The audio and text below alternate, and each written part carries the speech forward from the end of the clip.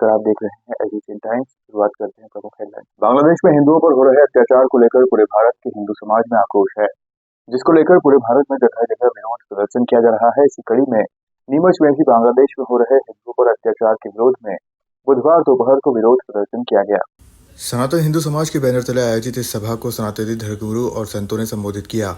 वहीं सनातन हिंदू समाज द्वारा शहर बंद का भी आह्वान किया गया था। इसके समर्थन में सुबह से ही शहर की सभी दुकान और प्रतिष्ठित व्यापारियों द्वारा बंद रखे गए। वहीं बंद के समर्थन में नीमच कृषि उपज मंडी में भी उपज की नीलामी नहीं हुई। विरोध प्रदर्शन और बंद का जिले के विभिन्न सामाजिक धार्मिक संगठनों ने समर्थन किया। दशहरा मैदान में आयोजित सभा में संतों के द्वारा बांग्लादेश में हो रही हिंसा पर चिंता जताई गई और आक्रोश प्रकट कर वहां की सरकार और विश्व समुदाय से उक्त मामले में हस्तक्षेप कर अल्पसंख्यकों पर बांग्लादेश में हो रहे अत्याचार पर रोक लगाने, उनकी सुरक्षा सुनिश्चित करने की मांग की गई। इससे पहले हजारों की संख्या में लोग जिले के दूरदराज ग्रामीण क्षेत्रों और सभी तहसीलों से अपने अपने वाहनों से पहुंचे। आज के प्रदर्शन में बड़ी संख्या में युवक युवतियां, बच्चे, महिलाएं, बुजुर्ग भी शामिल हुए। दशहरा मैदान में आयोजित सभा के समापन के बाद एक विशाल आक्रोश रैली निकाली गई। यह रैली शहर के विजय टॉकी चौराहा, पुस्तक बाजार, सराफा बाजार, घंटाघर, नया बाजार, बारादरी चौराहा, फवारा चौक, कमल चौक होते हुए भारत माता चौराहे पर पहुंची। रैली में शामिल लोग भारत माता की जय, भगवान राम की जय और बांग्लादेश में हो रही हिंसा को लेकर नारेबाजी करते हुए दिखाई दिए। रैली के साथ बड़ी संख्या में पुलिसकर्मी, जिसमें सीसी सहित कई थाना प्रभारी और पुलिसकर्मी मौजूद रहे। सुरक्षा के मद्देनजर कई बिल्डिंगों पर भी पुलिसकर्मियों की तैनाती की गई। रैली के समापन अवसर पर प्रशासन की ओर से मौजूद एडीएम लक्ष्मी गामड़ को राष्ट्रपति के नाम 5 सूत्रीय मांगों का ज्ञापन देकर उक्त घटनाओं पर रोक लगाने के लिए ठोस कार्रवाई की मांग की गई। आज के कार्यक्रम में खास बात यही कि पूर्व मंत्री जावद विधायक ओम प्रकाश सकलेचा, नीमच विधायक दिलीप सिंह परिहार और मनासा विधायक अनिरुद्ध माधव मारू आम लोगों की तरह कार्यक्रम में शामिल हुए और जमीन पर बैठे हुए दिखाई दिए। वहीं तीनों विधायकों के एक दूसरे से बातचीत नहीं करने और दूर दूर बैठने पर भी लोग चुटकियां लेते हुए दिखाई दिए। विधायक ओम प्रकाश सकलेचा ने मीडिया से चर्चा के दौरान कहा कि आज के आयोजन में वह एक सनातनी के रूप में शामिल हुए हैं और बांग्लादेश में हो रही हिंसा की वह घोर निंदा करते हैं। वहीं आज के विरोध प्रदर्शन और बंद के आह्वान को लेकर जिला कांग्रेस, महिला कांग्रेस ने भी समर्थन दिया। कार्यक्रम में कई कांग्रेसी कार्यकर्ता, पदाधिकारी और पार्षद भी शामिल हुए। दुनिया का नियम है, हर वर्ग अपनी एकता दिखाकर अपने सगे संबंधी समाज के लोगों के लिए एकत्रित होकर उनके साथ जो बांग्लादेश में अत्याचार हो रहा है उसके प्रति अपना आक्रोश जाहिर सरकार के माध्यम से कि सरकार वहाँ कोई एक्शन ले और भारत के सभी हिंदुओं को या दुनिया में कहीं पे भी है उनकी तरफ कोई टेढ़ी आँख से ना देखे, ऐसी सबके मन का भाव है। उसी को पूरे देश और समाज को जागृत करने के लिए को लेकर हम आज बांग्लादेश में हो रहे हिंदुओं पे अत्याचार, नारी का अपमान, संतों का अपमान नहीं सहेगा हिंदुस्तान। आज हिंदुस्तान की जनता, हिंदुस्तान के सर्व समाज सड़कों पे निकला है कि हम बांग्लादेश में जो सनातन धर्म के ऊपर अत्याचार हो रहा है उसको सहन नहीं करेंगे। हम किसी को छेड़ते नहीं हैं, कोई हमें छेड़ता है तो उसे छोड़ते नहीं है। भारत माता के लाल आज सड़कों पे निकले हैं क्योंकि वहाँ धर्म विशेष के लोगों द्वारा हमारे सनातन धर्म पर आक्रमण किया जा रहा है, अत्याचार किया जा रहा है, बहन बेटी के साथ बलात्कार किया जा रहा है। सर्व समाज आज नीमच की सड़कों पे निकला है। संतों के नेतृत्व में हुंकार भरी है कि ये अन्याय बांग्लादेश का हम हिंदू समाज पे हो रहा है, इसे बर्दाश्त नहीं करेंगे। इस तालिबानी संस्कृति का हम नाश करके रहेंगे।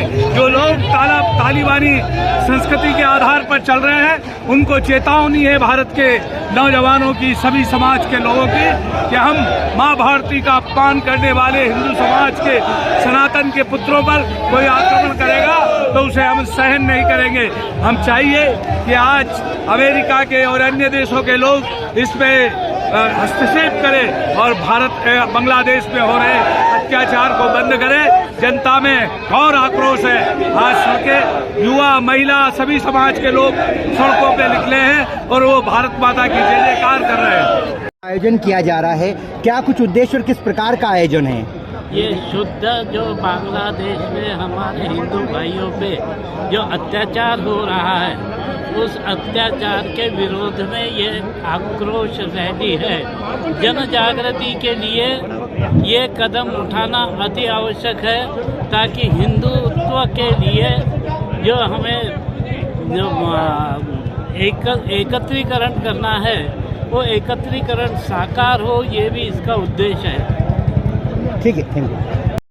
बांग्लादेशी हिंदुओं के समर्थन में खड़े हुए हैं और जिस प्रकार से वहाँ की घटनाएं लगातार बढ़ रही है, उस घटना को आक्रोश में ध्यान में रखते हुए यहाँ पर दशहरा मैदान में आज सब लोग, सर्व समाज के लोग, सनातन समाज को मानने वाले लोग, भारत का प्रत्येक नागरिक जो बांग्लादेशी हिंदुओं के साथ है वह सब यहाँ उपस्थित था और उपस्थिति के साथ साथ धरना प्रदर्शन का बड़ा कार्यक्रम हुआ है।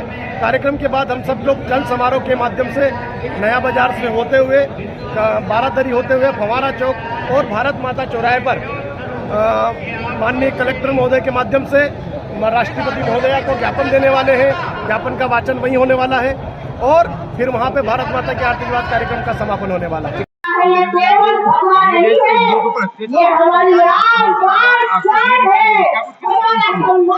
बांग्लादेश के हिंदुओं को सेफ्टी के लिए, हिंदुओं की सुरक्षा के लिए, अपने हमारे संतों की सुरक्षा के लिए मंदिर, हमारे बांग्लादेश में मंदिर तोड़े जा रहे हैं, उन सब के लिए भारी, पूरे देश में भारी आक्रोश है। उसको लेकर आज नीमच में आक्रोश रैली निकाली जा रही है और धरना प्रदर्शन दिया जा रहा है। इससे बांग्लादेश के लोगों को एक प्रकार का सपोर्ट मिलेगा और उनमें एक शक्ति जागृत होगी कि हम हिंदू हैं, हिंदू हैं।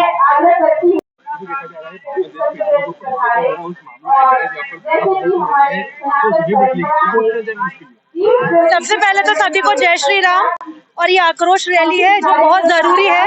अगर आज हिंदू नहीं जागा तो फिर हम शायद इस लायक बचे भी नहीं, हम चाह कर भी कुछ नहीं कर पाएंगे। इसलिए हमारे सत्य सनातन धर्म को बचाने के लिए, बांग्लादेश में हमारे भाइयों को बचाने के लिए ये आक्रोश रैली है।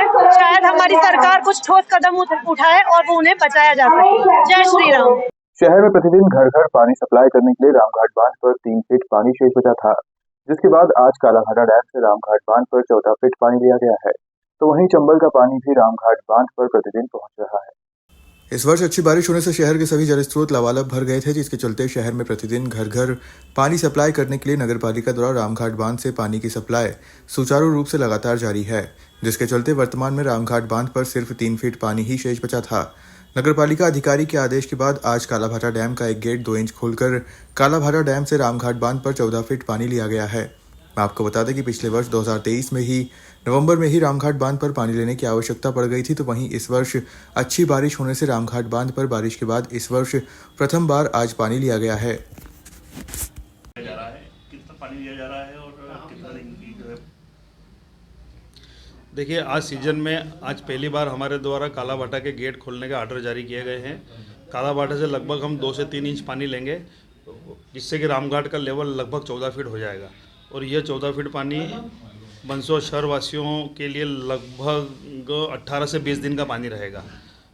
और खुशी की बात यह है कि गत वर्ष हमने यही कालाभाटा मतलब डैम का गेट हमने लगभग 9 नवंबर को खोला था और आज हमने 5 दिसंबर को खोला है, तो लगभग 26 दिन का पानी एक्स्ट्रा शहरवासियों के लिए है ही।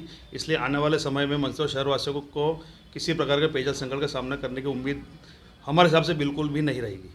देखते हैं, अपने पास पर्याप्त पानी होने के बाद भी अपन चंबल से पानी ले रहे हैं। देखिए, चंबल में जो हमारा विद्युत प्लांट जो लगा हुआ है उसका लगभग मेंटेनेंस, हमारा मिनिमम मेंटेनेंस है हमारा लगभग 3.5 लाख रुपए का बिल आता है। हम यदि वहाँ से कुछ भी पानी न लें तो भी हमें 3.5 लाख रुपए का भुगतान करना ही होगा। तो अभी हमारा प्रयास है कि चंबल योजना का हमने सिंगल पंप चलाया है जो लगभग 7 से 8 घंटे हम चला रहे हैं। इससे विद्युत का बिल भी लगभग वही रहेगा और हमें वहाँ से एक्स्ट्रा पानी मिल रहा है। मंदसौर शहर के उधम सिंह चौराहे सहित प्रमुख मार्गों पर रोज जाम लग रहा है। नए डीजीपी ने यातायात सुधार को प्राथमिकता बताई, वहीं मंदसौर में भी प्लान की जरूरत है।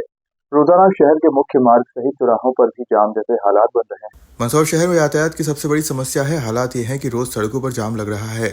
उधम सिंह चौराहे पर प्रतिदिन स्कूलों की छुट्टी के दौरान दोपहर 2 बजे के आसपास जाम लग जाता है। इससे लोग परेशान रहते हैं।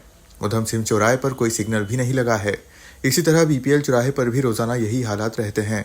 तो वहीं शहर में युवराज क्लब रोड, सदर बाजार, बस स्टैंड, दया मंदिर रोड व कालिदास मार्ग, शुक्ला चौक, नयापुरा रोड पर भी जाम की स्थितियां रहती है। नए डीजीपी ने यातायात सुधार पर बल दिया है। ऐसे में मंदसौर में भी यातायात सुधार के कदम उठाना जरूरी है। मंदसौर शहर की यातायात व्यवस्था पर कोई प्लान नहीं बन पा रहा है, इससे शहर का यातायात व्यवस्था बिगड़ी हुई है। हालात यह है कि लोगों को अमूमन रोज ही शहर के प्रमुख मार्गों पर जाम की समस्या से परेशानी झेलनी पड़ती है। उधम सिंह चौराहे, बीपीएल चौराहे पर प्रतिदिन जाम लग रहा है। दरअसल दोपहर 2 बजे स्कूलों की छुट्टी होती है, इसी दौरान चौराहे पर जाम के हालात बन जाते हैं। इससे जिला अस्पताल, गांधी चौराहा, रेलवे स्टेशन और बड़ी पुल की ओर जाने वाले वाहन जाम में फंस जाते हैं। कभी कभी तो आधे घंटे तक जाम बना रहता है। इसके बावजूद यातायात में सुधार नहीं हो रहा है। इसी तरह शहर के अन्य क्षेत्रों की भी स्थिति बनी हुई है। प्रमुख बाजारों में तो अमूमन रोज ही जाम लगता है। विशेषकर कालिदास मार्ग, सदर बाजार, दया मंदिर रोड, बस स्टैंड क्षेत्र आदि इलाकों में जाम से लोग परेशान रहते हैं। दया मंदिर रोड पर मनमाने तरीके से टेम्पो खड़े कर दिए जाते हैं, इससे जाम की स्थिति बनती है। सदर बाजार सकरा है, इसके बावजूद वन वे के कदम नहीं उठाए जा रहे हैं। कुछ वर्षों पहले मंदसौर में यातायात सुधार की दृष्टि से 2-3 मार्गों को वन वे किया था, किंतु फिर वही हालत है। तो वहीं बीपीएल चौराहे पर भी रेड सिग्नल लगाए थे, लेकिन यह व्यवस्था अब बंद हो गई है। रेड सिग्नल तो चालू ही नहीं हो पाए, जबकि बीपीएल चौराहे पर 6 मार्ग निकलते हैं। इससे दुर्घटना का भय हमेशा बना रहता है। इसी तरह पार्किंग स्थल अब तक नहीं बन पाए हैं। घंटाघर का पार्किंग स्थल भी दुर्दशा का शिकार बना हुआ है। नगर पालिका अब तक सीसी का कार्य भी नहीं कर पाई है।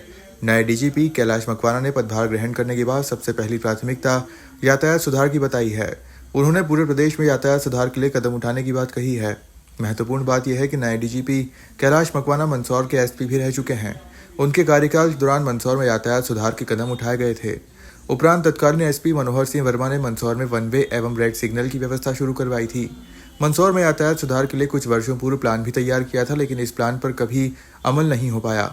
मंदसौर शहर में भारी वाहनों का प्रवेश दोपहर के समय प्रतिबंधित है। इसके बावजूद दिन के समय भी भारी वाहन भी शहर में प्रवेश कर रहे हैं, जिससे भी यातायात व्यवस्था बिगड़ रही है। और चौराहे पर देखने में आता है कि जाम जैसी स्थितियाँ हो जाती है।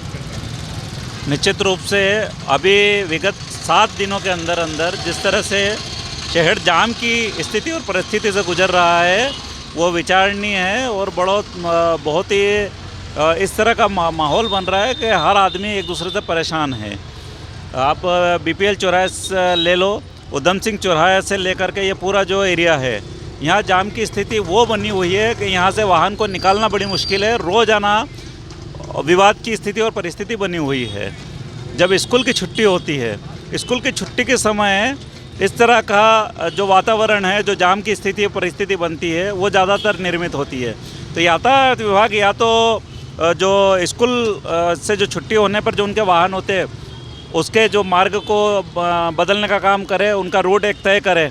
इसके अलावा जो दुकानदार है हमारे शहरों के दुकानदार के यहाँ पर जिस तरह से गाड़ियाँ खड़ी हुई है, अधिकतर यातायात विभाग क्या करता है कि वाहन मालिकों का चालान बनाता है। वाहन मालिकों के चालान की बजाय में दुकान मालिकों का अगर चालान बनना शुरू हो जाए तो दुकान मालिक इस ओर ध्यान देंगे और एक व्यक्ति की जो ड्यूटी है वो इस ओर लगाएंगे कि वो वाहन व्यवस्थित रूप से खड़े हों, किसी को कोई परेशानी हो। यदि शहर की यातायात व्यवस्था सुधारना है तो यातायात विभाग को कड़े नियमों का पालन करना पड़ेगा और हमें भी, जो हम नागरिक हैं, हमें भी अंतर्मन से इस बात को विचार करना चाहिए कि हम भी कहीं पर भी वाहन खड़े करें तो व्यवस्थित खड़े करें। और जो आने का एक रास्ता अलग होता है और जाने का रास्ता अलग होता है, हम भी उसके बीच में फंस जाते हैं। तो हमारा भी ये कर्तव्य है कि जो जाने का रास्ता है हम वही उसी पर जाए, जो आने का रास्ता है हम उसी पर आएँ। जगह जाम लगते हैं, चौराहे पे वाहनों की लाइनें लगती है, क्या कहना है? मंदसौर में बढ़ती हुई जनसंख्या को देखते हुए महाराणा प्रताप चौराया, गुप्ता चौराया, बीपीएल चौराया और नाटा चौराया और पुलिस पेट्रोल पंप के यहाँ यातायात की काफ़ी भीड़ होने से ट्रैफिक जाम हो जाता है। एम्बुलेंस को निकलने में काफ़ी परेशानी होती है तथा आम जनता को भी काफ़ी परेशानियों का सामना करना पड़ता है। मेरा पुलिस अधीक्षक महोदय से निवेदन है और यातायात प्रभारी से निवेदन है कि इन चौराहे पर ट्रैफिक पुलिस की व्यवस्था सुनिश्चित करें और ट्रैफिक को जाम होने से रुकवाएं।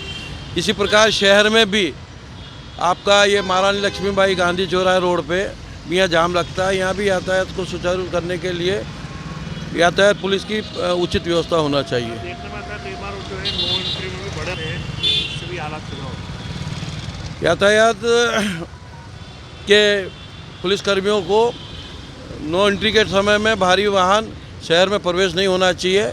अगर ये होते हैं और कोई एक्सीडेंट होता है तो उसकी जवाबदारी कौन लेगा? इसलिए इनको नो एंट्री में आने ही नहीं देना चाहिए बड़े वाहनों को समय से पहले। मंदसौर जिले में भी परख राष्ट्रीय सर्वेक्षण के लिए 2685 विद्यार्थियों ने पंजीयन कराया था, जिसमें से 2558 विद्यार्थी सर्वे में उपस्थित हुए।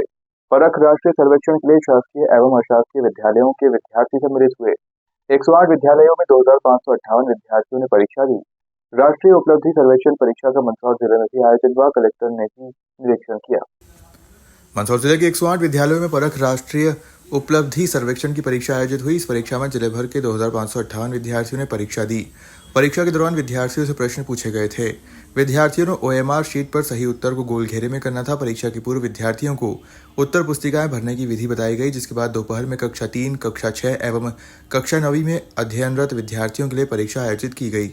जिला शिक्षा अधिकारी लोकेंद्र डाबी ने बताया कि परख राष्ट्रीय सर्वेक्षण के लिए 108 शालाओं में परीक्षा आयोजित की गई। कक्षा 3 में 37 विद्यार्थियों के 761 विद्यार्थियों में से 746 विद्यार्थी शामिल हुए। कक्षा 6 में 31 विद्यालयों के 830 नामांकित विद्यार्थियों में से 798 विद्यार्थियों ने परीक्षा में भाग लिया। वहीं कक्षा 9 में जिले भर के 40 विद्यार्थियों में से 1121 विद्यार्थियों ने परीक्षा दी। इस दौरान कलेक्टर अदिति गर्ग ने शासकीय उत्कृष्ट स्कूल मंदसौर, शासकीय कन्या उच्चतर माध्यमिक विद्यालय एवं शासकीय कन्या उच्चतर माध्यमिक विद्यालय बालागंज में नेशनल अचीवमेंट परीक्षा का निरीक्षण किया। कलेक्टर ने परीक्षा केंद्रों के अंदर तक पहुंची। कलेक्टर ने परीक्षा कक्ष की व्यवस्थाओं को देखा। परीक्षा कक्ष में उपस्थित शिक्षक से जानकारी ली। कलेक्टर ने बालागंज स्कूल में 12वीं क्लास के बच्चों से संवाद किया। उनको UPCC की परीक्षा के साथ ही अन्य प्रतियोगिता परीक्षा के बारे में बताया। सभी बच्चे अच्छे से मन लगाकर पढ़ाई करें व न्यूज़पेपर रोज पढ़ना चाहिए। देश के साथ साथ देश दुनिया की भी जानकारी रखें। परीक्षा के दौरान सिर्फ पढ़ाई पर ही ध्यान देना चाहिए। गौरतलब है कि नेशनल अचीवमेंट सर्वे, जो कि भारत सरकार के द्वारा किया जा रहा है, प्रत्येक 3 वर्ष में एक बार करवाया जाता है। इससे पूर्व 2021 में यह सर्वे हुआ था। परख राष्ट्रीय सर्वेक्षण के लिए 2685 विद्यार्थियों ने पंजीयन कराया था, जिसमें 2558 विद्यार्थी सर्वे में उपस्थित हुए। परख राष्ट्रीय सर्वेक्षण के लिए शासकीय एवं अशासकीय विद्यालयों के विद्यार्थी सम्मिलित हुए।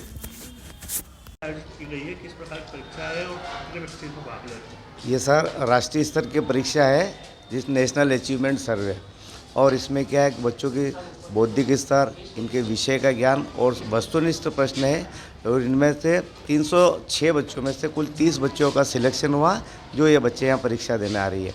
और इनके परीक्षक के रूप में फर्स्ट FI है, जो डाइट से आए हैं, और एक ऑब्जर्वर है, जो सरस्वती विद्यालय से आए हैं, जो इनकी परीक्षा कंडक्ट करवा रहे हैं। ये एक आगे जो चल कर के एक जो पॉलिसी बनने वाली है, तो ये जो अभी स्टैंडर्ड है बच्चों का, उस हिसाब से आगे क्या होना चाहिए, क्या नहीं होना चाहिए, इस हिसाब से इनकी परीक्षा आयोजित की जा रही है। कौन से बच्चे इसमें भाग ले रहे हैं? इसमें केवल 9th क्लास के बच्चे भाग ले रहे हैं। क्या शुरू? सुरेश चंद बोराना, महारानी लक्ष्मीबाई कन्या हायर सेकेंडरी स्कूल, व्याख्याता, मंदसौर। फिलहाल खबरों में सिर्फ इतना ही। आप देखते रहिए।